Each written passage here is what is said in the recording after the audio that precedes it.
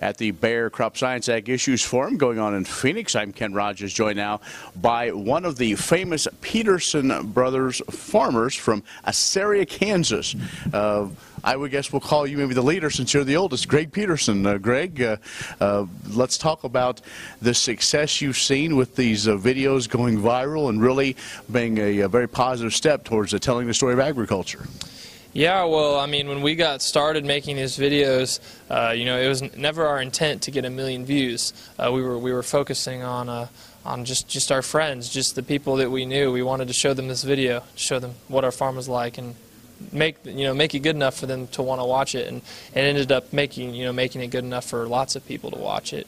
And it's been just crazy for us to see how far-reaching something like that can go.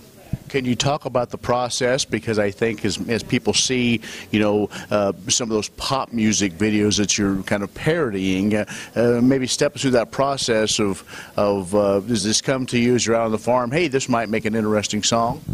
Yeah, I get a lot of my ideas as I'm working, but I mean, we all three work together to find different songs that we can kind of brainstorm through.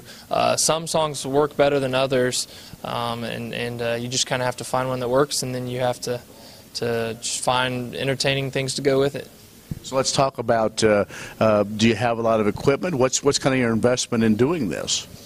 We do all these videos. They're totally homemade. They're done in-house, done with equipment we already have. We film all of it on a smartphone, on a camera, smartphone, and the audio is recorded just with a simple USB microphone under $100. We already had it, and so I think the technology needed to make a YouTube video with audio and video has come a long ways in 5 years, and I think we're seeing the benefits of that.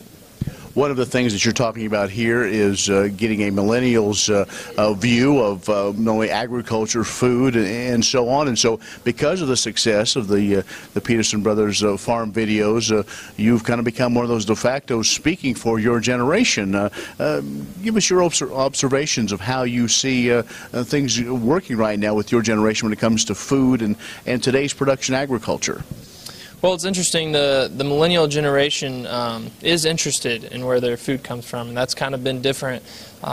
It wasn't always that way. Previous generations, it's just kind of like, well, whatever's cheap, whatever's easy, whatever's convenient. And now all of a sudden, this next generation is asking these questions, and that's good, right? We want them to understand where their food comes from, but there's a lot of different ways to access that information, and not all of the information that they find is correct. And so it just presents some problems as far as credibility goes. It's like, how can we establish as farmers that we know what we're talking about compared to some random person on the internet?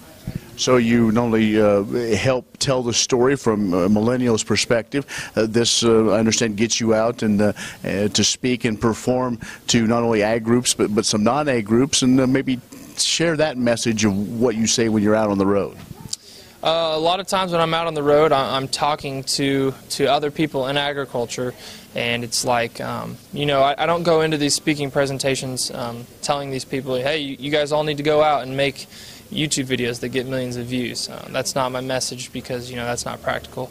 But the goal, I mean, is that every single person is doing their own share of advocating. I mean, even small amounts, when all added up, can make a huge difference. And I talked a little bit in there about each farmer, each person in agriculture has their own sphere of influence, and you can reach a lot of people just by talking about what you do with the people you already interact with.